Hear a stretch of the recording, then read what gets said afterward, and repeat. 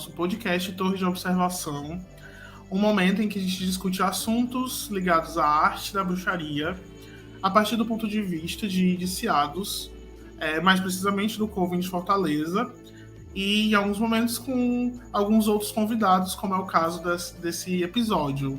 Né? A gente trouxe o Rian, que é alto sacerdote do Coven Dama da Noite, e o Valde, que é iniciado do Coven Dama da Noite. Blessed be Rian, Blessed be Valde. Conta um pouquinho da história de vocês. Blessed be Murilo, obrigado pelo convite. Blessed be Valde.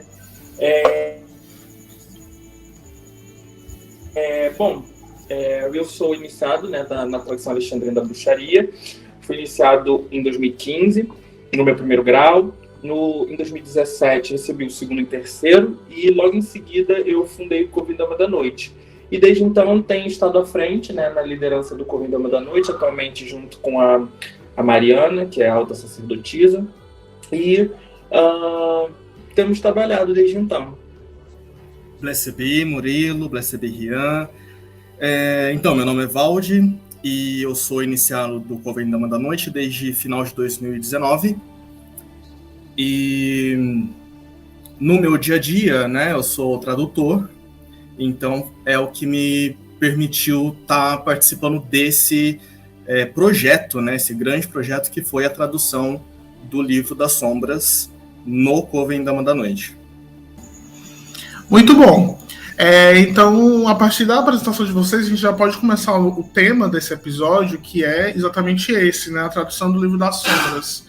Talvez para o não iniciado seja difícil compreender a dificuldade desse processo, né? O quanto ele precisa ser meticuloso, o quanto ele precisa ser cuidadoso, né? Já que o Livro das Sombras ele é um compilado de textos que carregam suas peculiaridades específicas. Né? E aí, essa tradução é uma questão polêmica, tem grupos que são a favor, tem grupos que não são a favor, entre várias questões, como a própria ligação de acesso às pessoas, né? A gente sabe que o Brasil é um país desigual, que pessoas têm dificuldade de ter acesso ao inglês, na maioria das vezes mal sabem o próprio português, e aí para ter uma proficiência no idioma estrangeiro, a gente sabe que isso é algo muito exclusivo a uma minoria da população, né? E aí eu queria que você, Rian, contextualizasse um pouco a tua ideia de passar os rituais, né, o Livro das Sombras do inglês, que foi como você recebeu, como a gente começou a praticar, e como foi esse processo, da onde surgiu essa ideia de traduzir o Livro das Sombras. Conta um pouquinho pra gente um pouco dessa história. Então, Murilo, vamos lá. Essa história é muito longa. Vou tentar dar uma resumida aqui até pra gente não ficar horas aqui falando, enfim. Bom, eu fui iniciado nos Estados Unidos, então eu recebi toda a liturgia da tradição alexandrina, eu recebi o Livro das Sombras e os rituais todos em inglês, né? E durante muito tempo os pratiquei em inglês. Só que essa era uma coisa que, de uma certa forma, eu fazia porque, enfim, não tinha outra opção, né? A tradição alexandrina ela vem ao Brasil via, né, Estados Unidos. Então a gente, né, os primeiros iniciados alexandrinos do Brasil, eles todos receberam treinamento e os primeiros passos, né, de treinamento e o Livro das Sombras em inglês. Então, na época em que eu fui iniciado, existiam já 2 iniciados, mas que também, né, uma delas não praticava e o outro praticava em inglês. E era dado isso fazia parte do treinamento, né? Porque se dizia naquela época que, como o Livro das Sombras, a bruxaria, né, a tradição alexandrina, ela tinha surgido na Inglaterra, que é um país onde o idioma é o inglês. Então se deveria manter o inglês para poder como uma forma de manter os ritos alinhados com a sua origem, né? Manter a métrica, manter as rimas, manter exatamente tudo da forma como deveria ser. Eu sei que durante muito tempo eu reproduzi isso, óbvio, sem muitos questionamentos, sem levantar muitas questões, mas chega um momento na vida de todo iniciado que a gente começa a justamente organizar as coisas na nossa cabeça, de como as coisas funcionam, entender, não só reproduzir, mas entender como é que as coisas funcionam, entender a vivência, né, dos ritos mágicos, entender todo o nosso processo, né, iniciático, e essa foi uma coisa que começou a me incomodar bastante, a questão do inglês. E começou a me incomodar porque a explicação que era me dada, para mim, não fazia sentido algum. Uma vez que muitas outras tradições mágicas, mágicas, esotéricas e outras religiões não tiveram a sua origem no Brasil, mesmo assim a gente tem aqui os seus cultos, as suas adorações, os seus ritos litúrgicos, todos feitos em português, né? Eu não vou ir para muito longe, até porque cada religião tem o seu modus operandi. Eu vou ficar por perto mesmo da bruxaria. E o que eu entendo que é por perto da bruxaria são as ordens mágicas, né? As ordens esotéricas aí que surgiram na Inglaterra também no final do século, na virada do século, né, 19 e 20, né? E as ordens que foram oriundas do trabalho de Crowley, enfim, todas essas ordens surgiram na Inglaterra, e hoje em dia existe OTO no Brasil, existe Astrum Argento no Brasil, existe Golden Dawn no Brasil, e nenhuma delas manteve essa questão do inglês com essa justificativa. Então, para mim, não fazia sentido, né? Ainda mais o inglês sendo uma linguagem que não é uma linguagem,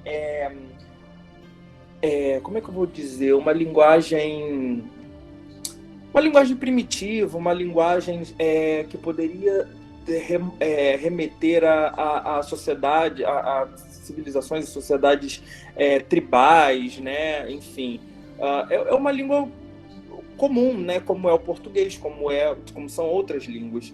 Então, e para mim começou a soar muito, muito complicado essa questão do inglês por causa justamente do que você comentou a respeito do acesso do brasileiro ao inglês, né? A gente sabe que não é uma realidade do Brasil que a população tenha domínio, tenha proficiência no inglês, que as pessoas saibam ler, falar e entender inglês, escrever, enfim, de forma eficiente, né? De forma adequada, de forma que ela consiga fazer um rito mágico em inglês. Então eu comecei a perceber que dentro da tradição as pessoas entravam com um inglês muito básico, tá? E esse inglês básico ele não era suficiente para poder entender os ritos. E isso eu digo não só pessoas que entraram no meu cover, mas eu acho que de uma forma geral eu acompanhei muito o crescimento da tradição alexandrina, uma parte dela específica no Brasil. Vi outras pessoas serem iniciadas depois que eu fui iniciado, lá para 2017, 2018, em que essa questão do inglês ainda era uma coisa obrigatória, né? Ainda era uma coisa mantida. E eu via que as pessoas não tinham entendimento. Na verdade, existia uma reprodução de um idioma em que as pessoas ficavam reproduzindo, e eu via que muita gente não estava entendendo. E aí começou a bugar mesmo a minha cabeça. Eu falei, cara, as pessoas estão aqui ouvindo, falando coisas, e elas não estão entendendo o que elas estão fazendo. E uma outra coisa que me incomodou é que a gente dava muitos nãos por causa do inglês, né? Então as pessoas vinham... pessoas que eu, Rian, considerava extremamente aptas para desenvolver um trabalho espiritual, mas a gente tinha que falar não para essas pessoas, porque essas pessoas não sabiam absolutamente nada em inglês, nem mesmo o básico. E aí foi quando e aí eu recebi meu segundo e terceiro grau, em 2017, e aí, já autônomo, eu comecei esse movimento para traduzir o Livro das Sombras, porque, no meu entendimento, não fazia sentido torná-lo uma exclusividade das pessoas que sabem, né, falar e entender inglês. Só que aí, por que eu falo que isso foi um grande processo? Porque aí a gente entra numa outra questão. Obviamente, né, reforçando tudo que já foi dito, a bruxaria, né, a bruxaria tradicional, ela vem da Inglaterra, que é um país onde se fala inglês. Obviamente, toda a literatura clássica a respeito do assunto, ela é em inglês. E a gente teve acesso a essa literatura porque algumas dessas obras foram traduzidas para o português. E diga-se de passagem, todas as traduções são muito ruins. Muito ruim. Aí o Valde pode falar da técnica, né? Mas no que diz respeito a pegar o entendimento de um certo conceito da arte mágica e colocá-la no português, todos falharam miseravelmente em fazer isso. Então eu entendi que... Tem aquele... Só te corto rapidinho, tem aquele caso da donzela ser traduzida como empregada do cover, né? Exatamente. Isso daí, na verdade, é a superfície, né? Porque você justamente tradutores, né? Eu não sei se as traduções eram feitas de forma profissional, de forma amadora, enfim, né? Mas os tradutores, eles pegavam uns livros e eles traduziam, né, para o português, só que eles não tinham a vivência, né, da bruxaria, não eram iniciados, não estavam nos seus processos iniciáticos, não tinham contato com o culto de forma prática, de forma ali, né, mantendo aquela relação com a arte que a gente sabe que é a nossa relação. Então, eu sabia duas coisas. Número 1, que eu queria traduzir o Livro das Sombras para torná-lo acessível para todo e qualquer brasileiro, uma vez que a tradição tinha chegado ao Brasil, e eu não era do meu entendimento que o inglês era uma coisa que ia manter a sacralidade, o blá blá blá que foi me dito. Essa era uma coisa, então eu queria torná-la acessível aos brasileiros e queria traduzi-la. Entretanto, eu não queria fazer Google Tradutor. Eu não queria pegar os rituais, como, por exemplo, foi feito, né, em alguns nos rituais que aparecem no Witch's Bible. Eu não queria pegar aqueles rituais e simplesmente traduzi-los, né? Eu não queria, mesmo até de forma técnica, eu não queria simplesmente pegar e traduzir, porque muitos dos trechos do Livro das Sombras, muito dos próprios rituais, dos encantos que tem lá, são rimados, né? Então não dá para fazer uma tradução literal de algo rimado, né, de forma igual, né? Uma tradução ao pé da letra, porque você não vai conseguir manter a rima. Então a minha ideia era traduzir o Livro das Sombras para que ele fosse utilizado aqui no Brasil para brasileiros, né? E brasileiros que... principalmente os brasileiros que não tinham acesso ao inglês, não sabiam inglês, e que ele também pudesse refletir de uma forma a essência dos rituais. Então a minha preocupação não era com as palavras, de manter, sabe, o significado das palavras de forma ali, né, tão certinha, tão literal, mas muitas palavras foram mudadas, muitos textos foram realmente alterados com o objetivo de manter não a estrutura, né, mas manter a essência, a alma daquele encanto, daquele ritual, daquele procedimento, entendeu? Então, na verdade, foi isso.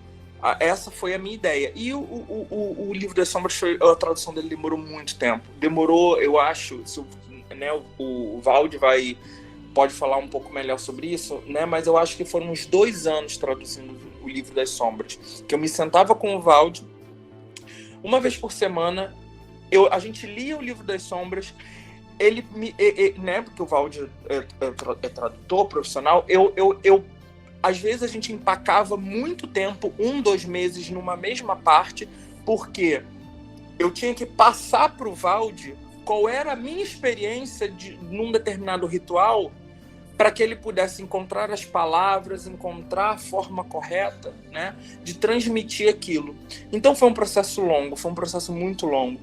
Durante muito tempo a gente fez rituais híbridos, em que as coisas mais simples, né, que não tinha muita o que pensar e o que, né, o que remodelar, a gente logo fez, né, como por exemplo a consagração de água, a consagração do sal, né? Mas outros textos, como por exemplo, eu acho que uma das últimas coisas que a gente fez foi exatamente isso, a Runa das Bruxas, que é um texto todo rimado, é uma música. A gente demorou muito tempo para poder traduzir e ela foi uma das últimas coisas que ficou pronta ao longo de 2 anos e pouco. Então a gente, durante muito tempo, fez rituais híbridos. A gente falava o que dava para falar em português, mas o que era cantado, o que era entoado, né? A gente mantinha o inglês porque a gente não conseguia, ainda não tinha conseguido traduzir, né? E foi basicamente isso. Eu acho que o trabalho, no que diz respeito ao meu coven, ao que diz respeito e a todos que ainda entraram no meu coven nesse período do inglês, a melhora do trabalho foi assim 200.000%. Eu vi eu vi pessoas olhando para mim dizendo assim, caraca, é isso que eu estava falando esse tempo, né, esse tempo todo, porque por mais que as pessoas tivessem de uma certa forma racionalmente entendendo algumas partes dos ritos, eu percebi que quando o ritual passou para o português, muitas pessoas conseguiram. Eu acho que o ritual em português acessou áreas do eu, né, dos iniciados, em que o inglês não conseguia acessar, e que eu vi realmente que as pessoas conseguiram, tiveram assim, grandes estalos de justamente conseguir entender, compreender partes do rito que antes não estava sendo possível através do inglês, né? Eu tenho até um iniciado que numa das discussões, na época ele não era um iniciado, mas num dos grupos que a gente tinha, ele falou muito sobre a questão justamente da religião, né? Dos ritos religiosos e do lugar que os rituais acessam nós como seres humanos, como pessoas, né? E que isso poderia estar muito ligado à mesma área com que a gente, né, quando é criança, escuta a nossa mãe falar com a gente, a nossa família falar com a gente, e nós como brasileiros, né, que nascemos e crescemos no Brasil, o português é a nossa linguagem, né? Outra coisa também que poderia corroborar isso é que eu vi um podcast recentemente sobre de egiptologia, né? Inclusive recomendo a todos que estão assistindo aqui, é um episódio do Foco de Pestilência, que é um podcast de um grupo de amigos que eu tenho na Aston Argento, que é fantástico, e que tem uma egiptóloga falando, e uma das coisas que ela fala sobre linguagem, né, que a linguagem, na verdade, é um reflexo de uma sociedade, a forma como uma sociedade enxerga o mundo, né? Que ela estava falando disso justamente quando ela foi pro Egito, né? E aí que ela começou a aprender lá a língua, e que ela viu que para ela foi muito difícil, porque não dava para fazer uma tradução nua e crua, porque existiam palavras porque tem palavras que existem no árabe que não existe no português e que não existe no inglês, porque a linguagem, né, é uma forma daquele povo se comunicar com base no entendimento deles de mundo. E apesar do português e do inglês eles serem línguas que são relativamente correspondentes, a Inglaterra e o Brasil, eles são, né, as pessoas, né, os ingleses brasileiros, eles são muito diferentes no que diz respeito à visão de mundo. O brasileiro tem uma visão de mundo, e isso se reflete na forma como a gente se comunica usando o português, e o inglês correspondente lá a essa galera, os ingleses. Então, muitas das coisas se perdiam no rito porque o brasileiro não estava entendendo. Mesmo através das palavras em inglês e as palavras conhecidas, na hora do ritual, não é bem a nossa área racional que está funcionando, né? Não é bem a área analítica do nosso cérebro, né? Da nossa mente que está funcionando. Muito pelo contrário, a gente está indo para lugares muito mais profundos da mente, que justamente tem muito a ver com o que nos remete à nossa infância, ao nosso crescimento, à nossa formação enquanto indivíduos, né? Então, para mim, a tradução do Livro das Sombras foi uma realmente das viradas de chave no que diz respeito ao meu trabalho mágico e ao trabalho mágico que se segue aí dentro do Coven Dama da Noite e dos Covens, né, que vieram do Dama da Noite. Então, é isso. Eu acho que de forma bem sucinta, consegui transmitir aqui, né?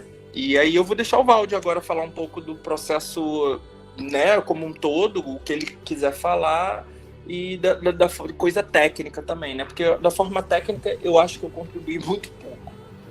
Antes do Valde falar, eu queria só complementar que, tipo, eu fui iniciado no Dama da Noite ainda quando era tudo em inglês, né?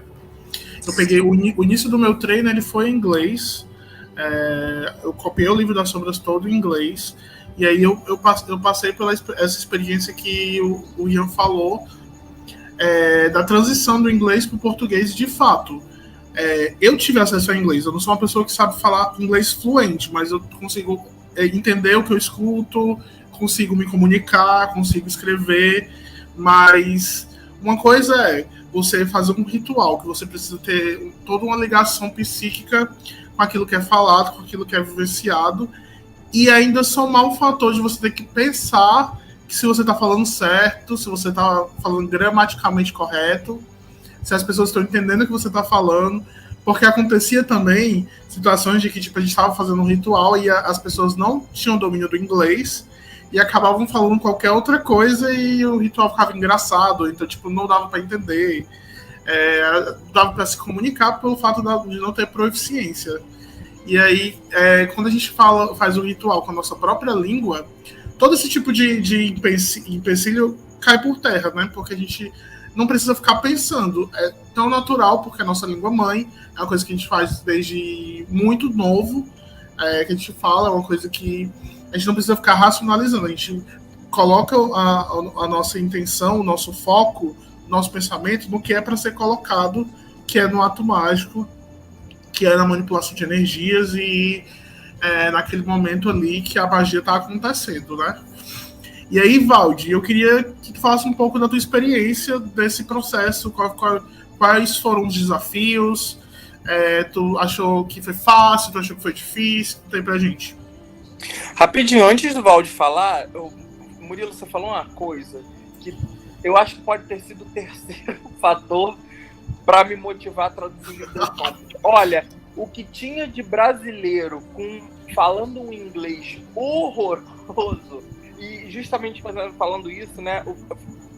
Falando um inglês tipo o Joel Santana, e errando palavras, e não sabendo falar palavras, e aí uma palavra que era para ser uma coisa se torna outra. Isso foi motivo de dar muitas gargalhadas dentro de ritual, dentro do círculo mágico. Eu realmente parar o ritmo e falar, caraca, para, pelo amor de Deus.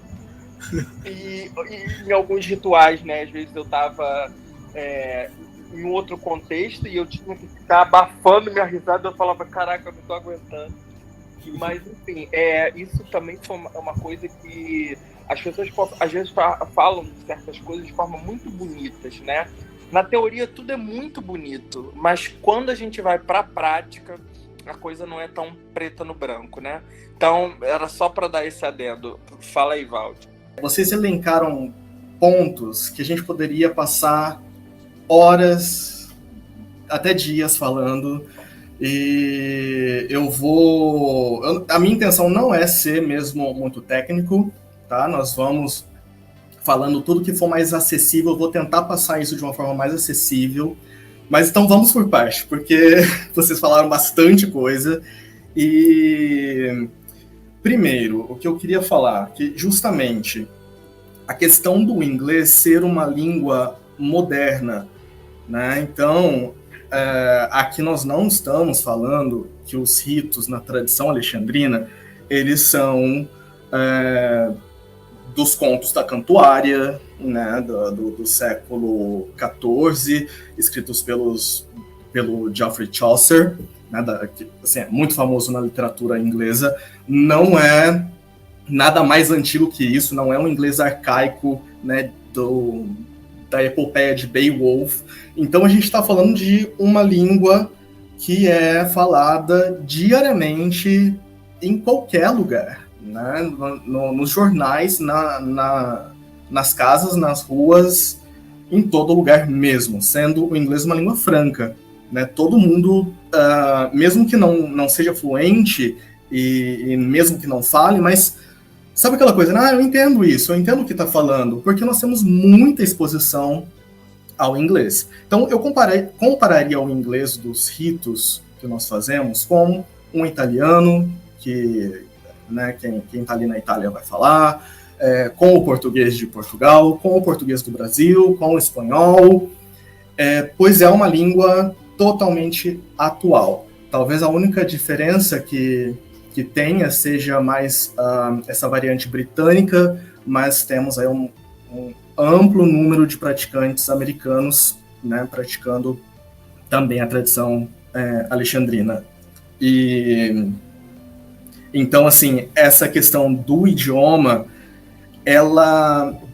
eu imagino que para um brasileiro, ou até uma pessoa de uma outra nacionalidade, ela fazer um rito num idioma que ela não domina mesmo, que ela não esteja fluente, isso vai impactar na maneira como ela está recebendo todo aquele significado, porque aí já é uma questão que eu deixaria mais para o Rian depois, se ele quiser falar novamente, ele esboçou ali um pouco, mas há tanta coisa acontecendo no ritual, né, a nível não racional, que uma pessoa que tem dificuldade com o idioma inglês, ela vai ficar travada, né, na parte racional, eu acredito, porque ela mal consegue entender o que está sendo dito ali. E existem poucas partes nos rituais que a gente poderia falar que são línguas bárbaras, né, que nós nem conhecemos o significado daquelas palavras.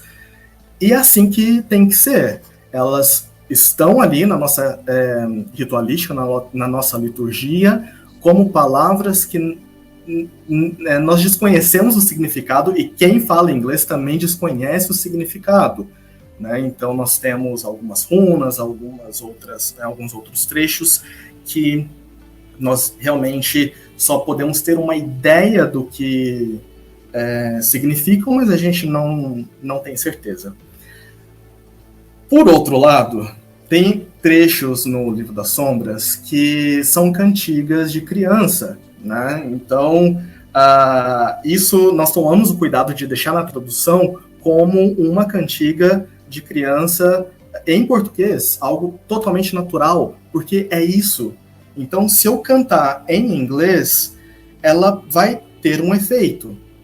Mas na tradução, aí agora eu vou falar uma questão mais técnica da tradução, nós precisamos principalmente pensar no efeito que, digamos, o leitor de um livro em inglês, né, um falante de inglês, o efeito que ele teve, nós temos que reproduzir esse efeito, ou tentar ao máximo reproduzir esse efeito em português. É isso que acontece numa tradução dita boa.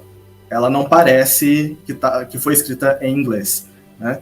Então, o efeito de uma cantiga de criança, totalmente infantil, mas se nós falarmos em inglês no rito, nós vamos comparar com essas línguas bárbaras, nós vamos comparar com outros trechos dos rituais, e na verdade não é isso. É uma cantiga, é que a gente não pode revelar muito aqui, né, do que está no Livro das Sombras, mas é simplesmente uma cantiga infantil, e é para ser infantil, e é um momento de alegria, de descontração, em que se faz aquilo. Bom, alguém quer interromper, fazer algum comentário, porque senão eu vou prosseguir com as outras questões. Eu queria só ilustrar, Valdir, porque para mim não tem problema em falar isso, não. Só para o pessoal entender um pouquinho melhor, existe uma cantiga que durante muito tempo, porque a gente, esse processo de tradução também foi bom, porque a gente, enfim, teve que tentar estudar, pegar, enfim, né, origem de certas coisas. Existe uma cantiga no Livro das Sombras que eu sempre achei que, eu só estou ilustrando o que você acabou de dizer, que eu sempre achei que fossem palavras bárbaras. Só que quando a gente parou para traduzir, né? Parou para entender o que aquilo significava, a gente viu que para eles é como a nossa brincadeira de unidunité salamelinguê. Então, ora, se eu canto um negócio que aqui no Brasil eu acho que é um negócio que veio da, sabe? Não sei da onde, que é uma palavra bárbara, mas no inglês eles estão só brincando de unidunité, então o meu ritual, né, tem um sentido e o deles tem outro. E aí é justamente isso que você acabou de falar, né?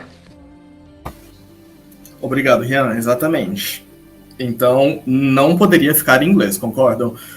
Nós temos que ter o mesmo efeito em português.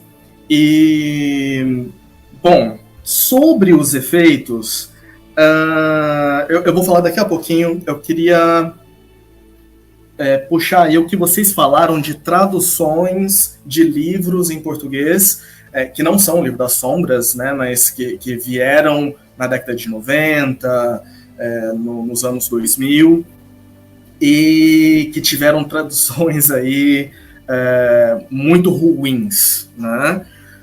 Bom, eu particularmente penso que teve traduções muito boas e outras péssimas. Eu já peguei livro em que realmente a donzela do Coven ela estava sendo chamada de empregada, porque em inglês o termo maid, que é donzela, também significa empregada. É o caso de uma pessoa que não tem contato nenhum com a bruxaria e naquele período mais difícil ainda, né? A internet estava nos seus primórdios, as pesquisas eram feitas em bibliotecas e foi feito, sim, um trabalho mal feito. Né? O trabalho não foi bem feito ali. Outros termos que as pessoas foram traduzindo ou tentando adaptar para o português também eram pessoas que, não vou dizer nem que não eram iniciadas, né, mas que não tinham conhecimento mesmo do fenômeno que estava sendo, né, os movimentos de bruxaria nos países de língua inglesa. Vou dar aqui 2 exemplos de termos que eu não diria que são traduções erradas, né? Isso é subjetivo, mas que não teria como abarcar esse conceito em português. A primeira é Charge of the Goddess, então, que nós conhecemos como carga da deusa.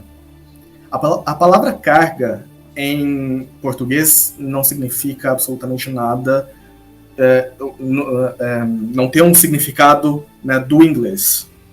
Inclusive no inglês tem vários significados e charge, como Charge of the Goddess, ele tem uma conotação muito específica. Já é um termo que não é muito comum, aí sim, aí o falante de língua inglesa ele até encontra um estranhamento, porque é uma palavra mais antiga, né? E o que significa charge? Significa uma ordem, um comando, uma instrução, e simplesmente foi, não vou nem dizer traduzido, né, mas foi usada aí uma aliteração, virou carga. Né? E eu não sei vocês, mas eu nunca vi sentido em carga da deusa. Eu sempre achava que essa ideia de carga trazia um pouco como se fosse tudo, como se fosse bagagem, sabe? Não sei se me faço ser entendido. Sim. Uma bagagem da deusa. Mas não tem nenhum sentido isso, né? Não é uma carga que você traz de bagagem. O termo charge nós encontramos na maçonaria como old charges, e o que seriam essas old charges? São antigas obrigações. Eu já ouvi esse termo traduzido entre os maçons, antigas obrigações. Então são obrigações que a deusa passa aos seus seguidores, né? Ou instruções, ou ela convence você a fazer algo, são preceitos que você deve seguir. Essa é a conotação de charge. Valde, eu lembro que quando a gente estava procurando um termo, né? E aí depois você fala o termo, a gente encontrou justamente esse termo que a gente escolheu para colocar na tradução do Céu do Livro das Sombras, porque falava de uma ordem ou o que você acabou de falar agora, hein? A palavra me fugiu. Uma instrução, né? Instrução da deusa com o intuito de informar, com o intuito de como se animar, né? Cara, agora está me fugindo a palavra. A gente está falando de tradução. Não, exatamente, Rian. É o termo exortar. É o termo exortar, porque um dos significados de exortar é incitar a prática do que é bom ou conveniente. Isso, é isso. Né? Então, é uma instrução. A Charge of the Goddess pode ser traduzido como instrução da deusa? Pode. Né? Não existe uma tradução. Tradução é uma questão de escolha. Então, por que nós escolhemos, e aí nós nos debruçamos muito tempo para chegar nesse termo, porque nós escolhemos exortação da deusa. Exortação é uma palavra que também causa um pouco de estranhamento no nosso português. Não é uma palavra muito comum. É uma palavra que a gente pode até considerar como um pouco mais antiga. Nós encontramos aí em textos mais antigos. Né? Aparece charge como verbo em uma outra passagem do Livro das Sombras, que significa exortar. Então, faz muito sentido traduzir Charge of the Goddess como exortação da deusa. Como eu disse, é uma escolha, né? Mas é justamente o que significa. É a deusa exortando os seus seguidores a seguirem determinada prática, a fazerem certas coisas, né, em determinadas épocas. Eu acho que vale a pena também você falar, não sei se você vai falar sobre ele, sobre a rede. Vou falar agora. Outro exemplo. Então beleza. Então, são esses dois exemplos. A rede, né, Wiccana, a rede Wiccan, na verdade é a palavra read em inglês, que a palavra read, ela é mesmo arcaica. Né? Então a gente não vê essa palavra sendo usada em contextos comuns. Read é uma palavra arcaica. Em vários momentos, o Livro das Sombras ele parece querer transmitir essa ideia de que algumas passagens são muito antigas. Né? Então, read é um termo arcaico que significa conselho. É você dar um conselho para alguém. Isso é uma read. Simplesmente isso. Então, nós simplificamos. Nós não falamos de read Wiccan, ou read Wiccana, ou rede, ou qualquer outra coisa. Quem dirá dogma, né? Ficou conhecido entre os livros traduzidos aqui no Brasil. Esse eu acho que é um termo complicado, mais complicado do que a carga da deusa, porque começou a ter um significado de dogma. E isso que eu ia falar, desculpa te interromper. É isso, perdeu completamente o sentido. Duplamente. Primeiro que pessoas não iniciadas começaram a se apropriar do significado, né? E aí começaram a fazer os seus próprios entendimentos do que significava esse conselho do Wicca, né? E ainda teve a tradução, que ficou rede Wicca. O que é essa rede? É o que? Rede de pesca, rede de internet, sabe? Então, sempre achei péssimo também.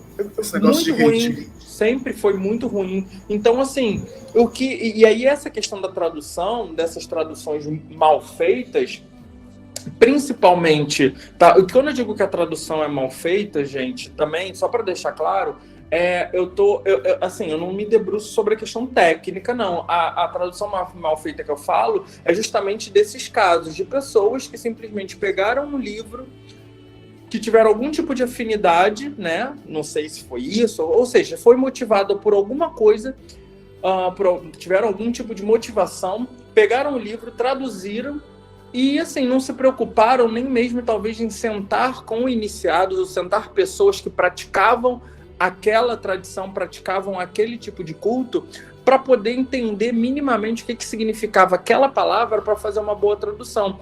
E aí foi isso. O que não era entendido, o que não se sabia como traduzir, passou e foi traduzido de qualquer forma, traduzido a lá Google Tradutor, entendeu? E essa questão do read e do conselho, esse não foi nem traduzido, na verdade é uma palavra que em inglês arcaico significa uma coisa. O tradutor, as pessoas que começaram a traduzir livros de Wicca lá no início, sei lá, dos anos 2000, acharam que era uma palavra que, enfim, que estava em português, em latim, sei lá, não se deram nem ao trabalho de traduzir e ficou Rede Wicca. E que é isso, não é uma rede, não é um dogma, tem um outro tipo de conotação dentro das nossas práticas. Rian, você quer aproveitar e já falar também sobre o significado de Any Harm None, Do What You Will, que as pessoas começaram a falar sobre faz o que desejar? Então, exatamente. Esse conselho, ele na verdade ele foi todo deturpado, todo mal, foi uma desgraça. Então, vamos lá. É o maior serviço, eu acho, a tradução disso tudo. Oi? Eu acho que é o maior de serviço. A tradução do conselho por completo é uma das coisas que a gente sempre tem que ficar explicando, reexplicando. Murilo, eu acho assim, eu durante muito tempo, né, e eu já falei bastante para vocês, né, no particular e tudo mais, eu sempre caí muito em cima dessas traduções. Hoje eu vejo a importância delas, que eu acho que talvez a bruxaria não tivesse como chegar ao Brasil se não fosse através delas. Sim. Então, assim, que quem nos ouve, né, que, enfim, os tradutores e tudo mais, talvez comecem a ter esse hábito de que se você é alinhado com algum tipo de... Você tem alguma motivação e você quer traduzir um livro, sei lá, de qualquer coisa, né? Por exemplo, eu sou biólogo, eu quero traduzir um livro de culinária francesa. Cara, porque eu gosto, né? Acho legal, porque eu preciso de um chefe de cozinha do meu lado. Entendeu? Eu não vou simplesmente pegar as palavras e traduzindo como batendo no dicionário ou com o meu conhecimento, eu acho que não vai dar certo, vai ter buracos, entendeu? Então, assim, eu acho que bom que hoje a gente tem a oportunidade de, pelo menos do nosso ponto de vista, desmistificar e desenrolar, né? Desfazer esses nós que foram dados. Então, o conselho, né, que foi conhecido como dogma, Rede Wicca, se nenhum mal fizer, faças o que desejares, isso, assim, foi um erro de tradução, de novo, erro de tradução e erro por ter sido feito por não iniciados. Então, vamos lá, Any Harm None, Do What You Will, ela, na sua essência, né, ela fala algo bem parecido com o que a tradução aí que decorre nos livros, ela fala. No entanto, ela fala Need for Me, Do What You Will. Então, assim, esse will é o mesmo will, está se remetendo a um will ao will da vontade. Então, ela fala mais ou menos assim, se você não for fazer nenhum mal, faça a tua vontade. Que se a gente parar para analisar, discutir em essência, é basicamente o que Crowley diz no livro da lei. E aí, tudo bem, a gente entra numa outra discussão, né, que também é um grande tabu, que as pessoas acham que a Wicca, ela foi, ou a bruxaria, né, de Gardner, ele pegou tudo do Crowley, só copiou e colou. Isso também é uma grande falácia. Existem muitos livros aí que mostram que não foi bem assim, um não copiou nada do outro. A Inglaterra estava passando por um boom de surgimento e de compartilhamento de conhecimento mágico, ocultista. Estava todo mundo ali bebendo da mesma fonte. Então, para mim, dizer que Crowley copiou Gardner copiou Crowley, para mim é um desserviço, é uma simplificação das coisas que não reflete a realidade. Entendeu? Então, assim, o que eu quero dizer é que, voltando para essa questão do conselho, é que não as pessoas simplificaram, né? A tradução simplificou o entendimento do que é esse conselho. que é como se fosse assim, se você não for fazer o mal a ninguém, faça o que você desejar, faz o que quiseres, e não é bem isso, faça a tua vontade, faça o teu propósito, né? E se a gente, e como eu disse, né, se a gente parar para analisar, é bem parecido com a máxima de Crowley, que fala que amor é a lei e o amor tem que estar sob a vontade. Eu queria só completar, Rian, para, né, aquelas pessoas que sejam mais detalhistas e pensem, mas will de vontade é um substantivo e, né, tanto na fala de Crowley como no conselho da Wicca, nós temos um verbo will. Mas esse verbo, primeiro que a gente não tem um equivalente perfeito para o português, né? Mas o significado dele principal é justamente você colocar a sua vontade, vou dizer, colocar a sua vontade em cima de algo. É o poder mágico, mas é algo... Vou dar um exemplo. Eu vou... will this illness away. Né? Então eu vou fazer uma força da minha vontade, né? Então, é vontade mesmo, é uma força que eu vou usar da minha vontade para me livrar dessa doença. É o poder mágico. É apenas isso, né? Que difere um pouco de will à vontade. Mas nós estamos falando aqui da ação, né? De você realizar a sua vontade nesse sentido, de você aplicar ela de forma mágica. Então a ideia era realmente traduzir o Livro das Sombras de forma que, quando o iniciado tivesse contato com ele pudesse, através do português, acessar o entendimento, acessar mesmo o mesmo entendimento que uma pessoa que é nativa do inglês acessa quando lê o Livro das Sombras em inglês. Tá? Então, esse foi a gente deu aqui alguns exemplos, eu acho que até os mais polêmicos e que, enfim, estão até em muitos livros traduzidos, mas a questão é basicamente essa. Bom, agora eu vou falar então de uma questão um pouquinho mais técnica, que é como aconteceu de fato o processo de tradução. Como o Rian disse, foram pelo menos 2 anos, e foi bem no período de pandemia.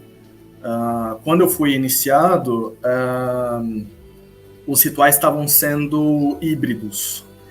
E poucos meses depois já começamos ali a nos reunir para pensar como seria essa tradução. Então, eu, pelo menos, do meu ponto de vista, eu penso que eu posso considerar aqui algumas diferenças de textos por conta do estilo, né? Então nós tivemos um primeiro momento que foi teológico, eu diria. Então eu perguntava para o Rian, eu não entendo o que isso significa, porque não é um entendimento de idioma, né? É um entendimento de o que isso quer dizer. E eu era um recém-iniciado, então eu realmente não entendia. Então, nesse ponto, fomos muito meticulosos de colocar as palavras que expressassem mais fielmente, autenticamente o sentido literal. Ou, porque é um pouco difícil para mim falar sobre o que é ser literal, o que é ser fiel, mas vamos lembrar do que eu falei mais no começo, a questão do efeito. Então, levando em consideração o efeito que os falantes de inglês tiveram, os iniciados de língua inglesa tiveram ao ler o Livro das Sombras, a desempenhar os rituais, a gente precisava desse efeito em português. Então, o primeiro ponto foi realmente levar em consideração tudo que precisava ser transmitido em termos de significado, de semântica, de ideias, a mensagem que precisava ser passada. Então nós temos muitos textos que, principalmente os ritualísticos, né, eles precisavam ser seguidos à risca ali. Um outro estilo de texto, ele fugia totalmente, né, desse primeiro, que eram os textos poéticos. E nós sabemos da contribuição da Doreen Valiente, que veio depois, né, de um primeiro manuscrito do Gardner. Então, a Doreen Valiente que foi responsável por dar mais poesia. E não foram fáceis, né? Então, vamos começar aí com a Runa das Bruxas. Uma das mais difíceis, porque ela precisava ser trabalhável, né? Nós tínhamos que poder trabalhar com ela e erguer um poder dentro do Círculo Mágico, usando ela em português. Então, eu primeiro fiz uma tradução, seguindo mais ou menos a métrica do inglês, e deixei para Rian e para outro iniciado que sabia mais sobre música, né, que tinha mais uma noção de música, para colocar ritmo, né? Então, isso foi um trabalho totalmente conjunto. Eu acho que foi um dos mais poderosos, eu diria, porque ela tem funcionado desde o início e nós temos trabalhado com ela. Quero falar de outros textos que também são rimados, como feitiços. São rimas simples, né? Então não precisava tanto de tanto trabalho, tanto esforço, nem muita inspiração.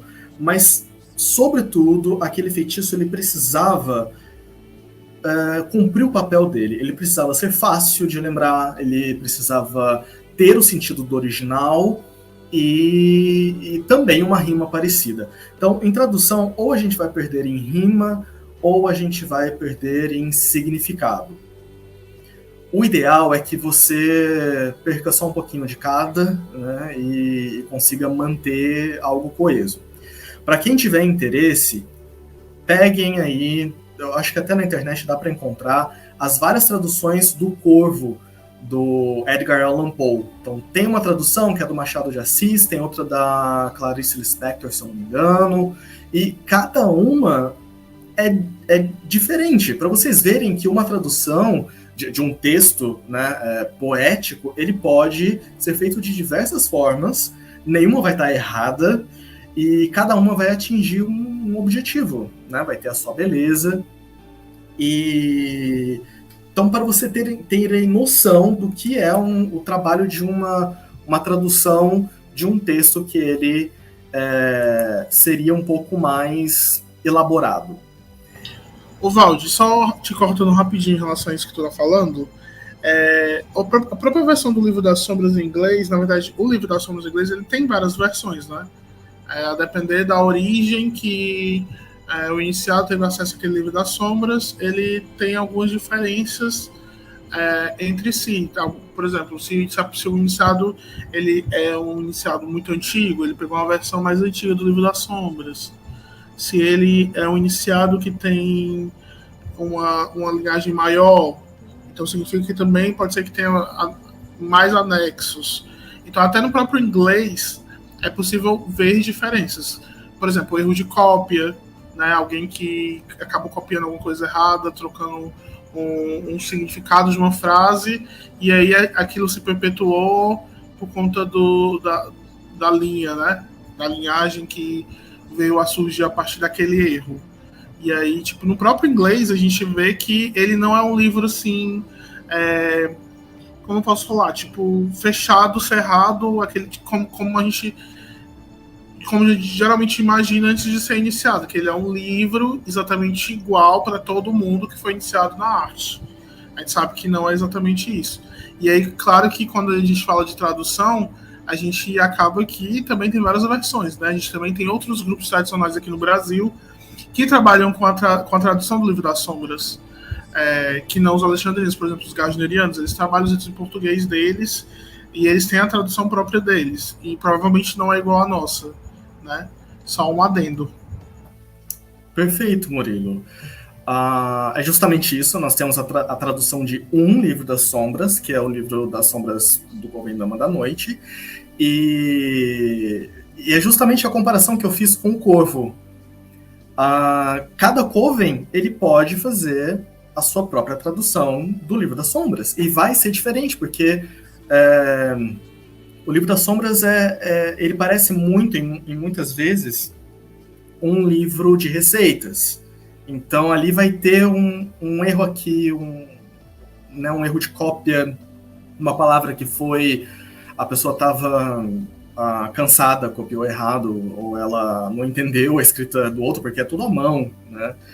E assim, tudo isso foi levado em consideração durante a nossa tradução, né? Então, naquele primeiro momento em que o Rian e eu ficamos ali pensando, né, como passar isso daqui, porque tinha trecho que estava trucado, tinha trechos que não estavam sendo no inglês perfeito, num fácil entendimento, então era preciso buscar, né, talvez outras fontes.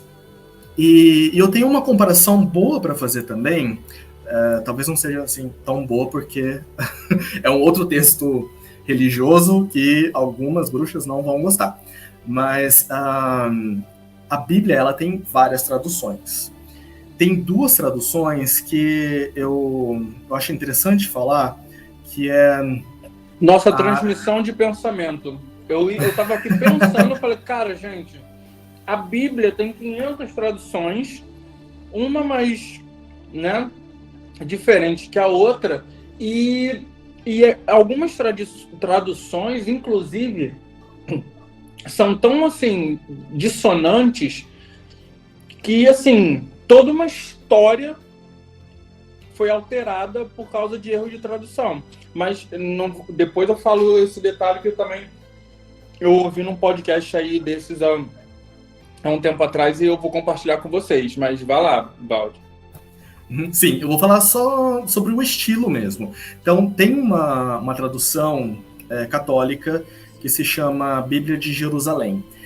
É uma Bíblia de estudos que tem muitas notas de rodapé e eles trazem os termos em hebraico, né, do Antigo Testamento, em grego do Novo Testamento, eles fazem correlações, eles dão outras opções de tradução, tudo ali na mesma página. E então, qual que é a preocupação ali? É interpretação, é chegar seria um conceito até platônico, de chegar no significado real daquele texto. Porque Platão tinha, né, essa visão sobre as palavras, que você alcançava uma única realidade por meio de uma única palavra, e isso na tradução, ela não acontece. Mas há tentativas. Então, essa Bíblia é uma tentativa de chegar a uma tradução mais fiel, mais literal dos textos bíblicos. Outra, totalmente diferente, mas também católica, ela se chama Bíblia do Peregrino.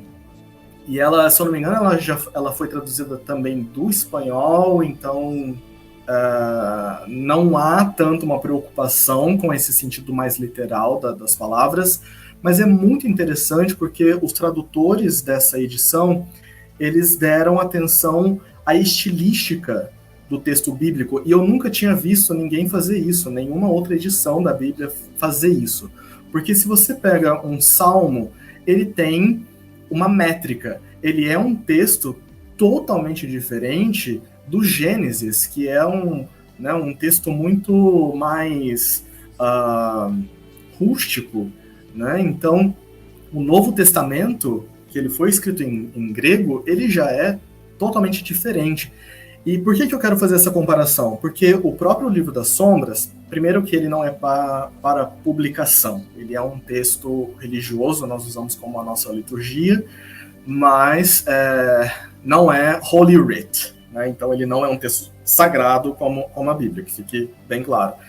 Mas nós usamos ele de uma forma religiosa, ele está na nossa liturgia. E eu não sei quais covens, né, possam ter feito esse esforço de manter o estilo do Livro das Sombras em inglês.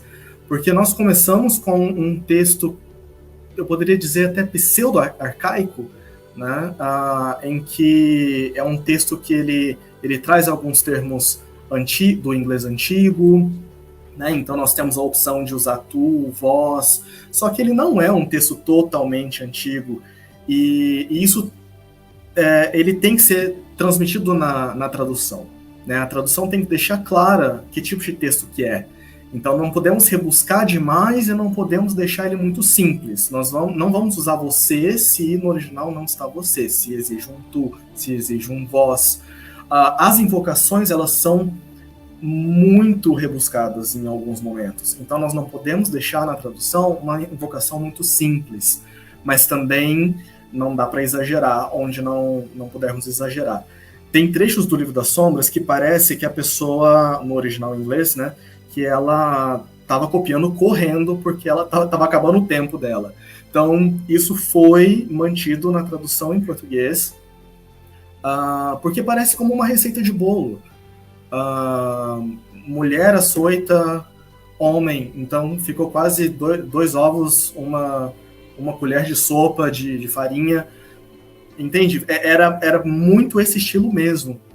E claro que nós temos, né, toda a contribuição da Doreen Valiente, que aí são textos lindíssimos, belos, e nesse momento eu precisei não só de esforço, mas de muita inspiração. Então eu ia dormir pensando, né, em ter alguma inspiração, e assim, no meu caso foi à noite, eu conseguia chegar mais num texto melhor à noite, né? Mas eu precisei fazer aí me concentrar, fazer uma meditação, né? E eu penso que são textos que ficaram muito bonitos em inglês.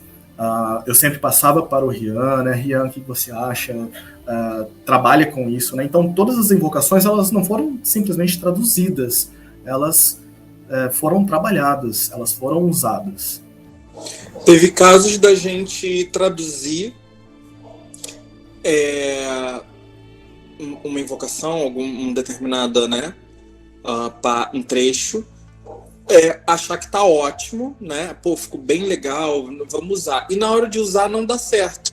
E aí, justamente na hora do uso, vem justamente a inspiração necessária dentro do uso, que eu digo, justamente em rito. Vem a inspiração, vem às vezes uma outra palavra e tal, para poder dar aquela liga que a gente sabe que é necessária no ritual. Então, assim, foi um processo bem longo e que com tentativas, com erros, com muito vai e volta, tipo, volta não tá bom, volta não tá bom. Cara, pensa dessa forma. Aí eu explicava a minha experiência numa determinada área, de um determinado rito, para o Valde tentar acessar, porque também tinha isso, né? O Valde também só se baseou na minha experiência. E nós temos muitos, né, alexandrinos pelo Brasil, né? E aí, por que também isso não foi feito em conjunto? Porque nunca vi interesse nos outros covens em traduzir o Livro das Sombras. Os outros covens gostam de fazer em inglês, gostam de permanecer em inglês, tá tudo certo, cada um com o seu trabalho. Então foi um trabalho realmente que a gente teve que fazer sozinho. E eu, na época, era realmente o que tinha mais experiência, ou seja, mais tempo de coven, tempo de prática. Então, realmente, eu é que contribuí mais assim, com essa questão. Mas não acho que, como o Valde falou, né? Eu não sei se foi Valde ou foi Murilo, mas assim, eu acho que o Livro das Sombras não é uma caixa hermética, não é uma coisa fechada, não é uma coisa que tem que, agora tá desse jeito, então agora não se mexe mais. Eu acho que isso é uma burrice e vai contra, eu acho que a própria essência da arte, na minha opinião, sabe? Eu acho que ele, sim, deve ser mexido, obviamente com os devidos cuidados, com a devida maturidade, né? Não estou falando de um iniciado de primeiro grau com 1 ano, 2 anos de iniciado, começar a fazer alterações no Livro das Sombras ou remoções e adições, não é isso o que eu estou falando. O que eu estou falando são de pessoas com bastante tempo, altos sacerdotes, que conhecem o seu coven, que conhecem bem os rituais, que já compreenderam determinados rituais a ponto de saber exatamente onde, quando e por que mexer, entendeu? Então, assim, essa versão que a gente tem do Livro das Sombras hoje, a gente gosta muito, a gente já trabalha com ela, né, há um bom tempo, mas não acho que ela não possa passar por uma atualização, por exemplo, entendeu? Ainda mais hoje que no Coven Dama da Noite e nos Covens Filhos do Dama da Noite existem pessoas com bastante experiência de arte, exatamente a experiência tanto quanto eu tinha lá quando a gente começou a fazer em 2020, né? Então, eu acho que foi 2020, né, que a gente começou, né, Valdir? Eu acho que eu tenho a impressão de que foi você foi iniciado em 2019, então realmente foi 2020 que nós começamos. Beleza. Então eu acho que hoje em dia tem pessoas que também já têm maturidade e que podem contribuir. Eu acho isso, né? Não é uma coisa fechada, lacrada e que, enfim, agora, a partir de agora tem que acabar dessa forma, entendeu? Deixar ele acabado dessa forma. É importante também deixar claro que vocês já falaram, mas acho que não é ruim a gente reafirmar que isso foi todo um processo, né? Por exemplo, acontecia várias vezes que eu ia de Fortaleza para o Rio de Janeiro, e aí eu recebia uma versão de algum rito específico. Quando voltava para Fortaleza, depois de um tempo voltava para o Rio de Janeiro, já tinha sido readaptada, porque a gente foi testando, a gente foi trazendo. Claro que muito da experiência do Rian, que tinha muitos anos de prática, mas também a gente foi vendo na nossa experiência ali, diária, cotidiana, o que funcionava, o que não funcionava, e aí ia lapidando, né? Vocês que estavam mais à frente do processo. E aí eu acho que o resultado foi muito bom. Eu acho que ele é muito bem feito, o trabalho. A gente, aqui em Fortaleza, a gente acessa muito bem os mistérios, a gente acessa muito bem a energia que é gerada a partir dos textos. E eu acho que, por exemplo, a própria exortação da deusa é um texto lindíssimo. A Runa das Bruxas é uma coisa que é incrível o quanto gera energia, da forma que foi que a gente finalizou ela, né?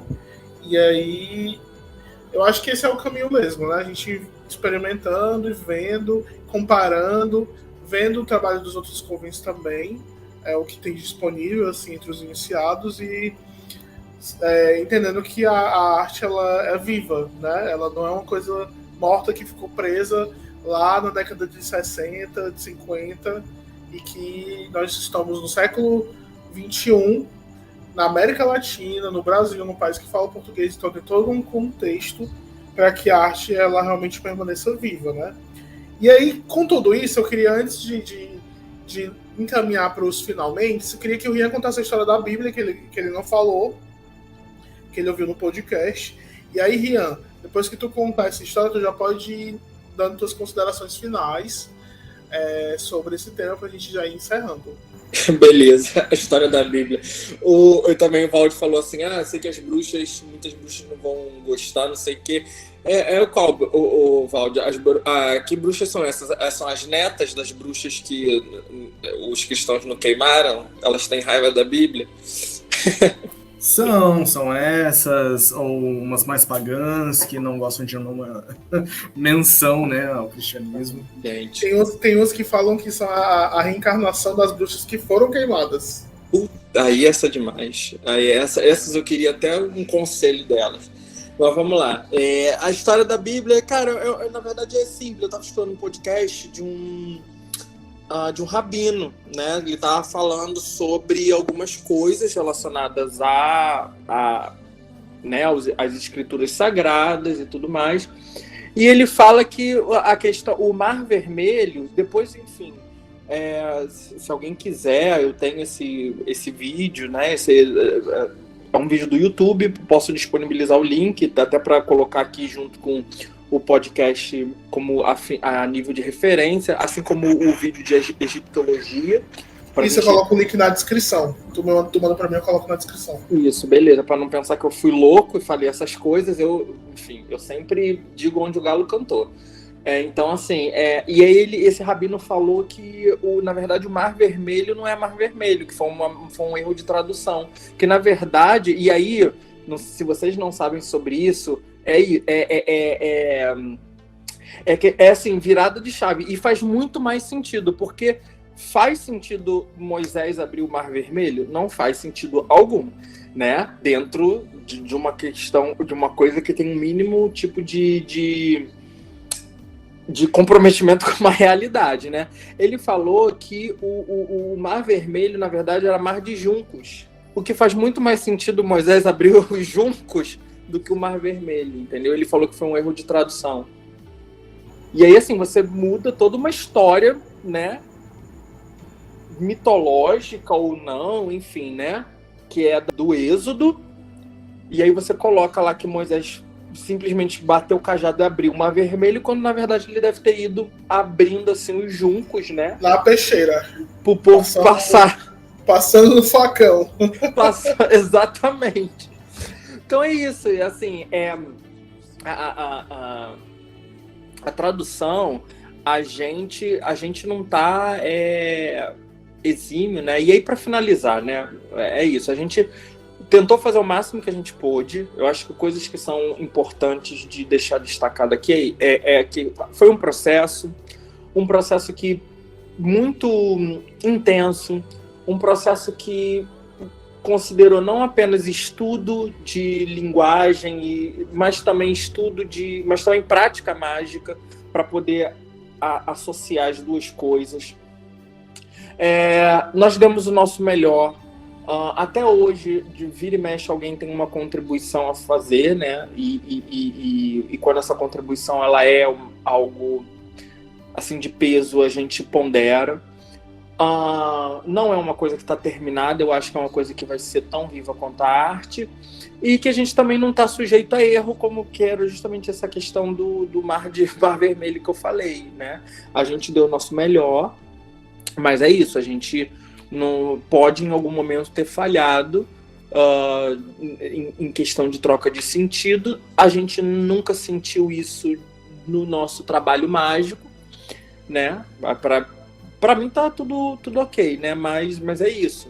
A gente deu o nosso melhor para poder fazer justamente o nosso trabalho e assim, tornar a tradição alexandrina, pelo menos da minha parte, né? Porque existem outros alexandrinos, né? Inclusive outros que também utilizam ritos em português, mas pelo menos da minha parte, torná-la acessível para brasileiros, porque na época em que eu comecei a tradução não era tão fácil brasileiro. Os brasileiros tinham apenas quem não falava em inglês tinha apenas uma opção de coven, né? Hoje não, hoje tem mais opções. Então é isso, Murilo. Eu já aproveito já para agradecer o convite. Na próxima estou aberto aqui para que a gente possa discutir outros assuntos. E é isso. Blessed be. Obrigado, Valde, também pela discussão. E agora passo a palavra para você.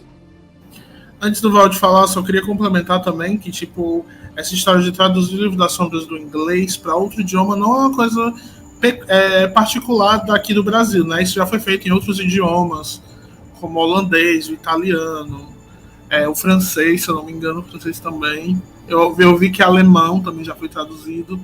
Então, mesmo para pessoas que têm acesso, um acesso mais facilitado ao inglês, mesmo assim, eles acharam que era válido traduzir para a sua língua materna, né?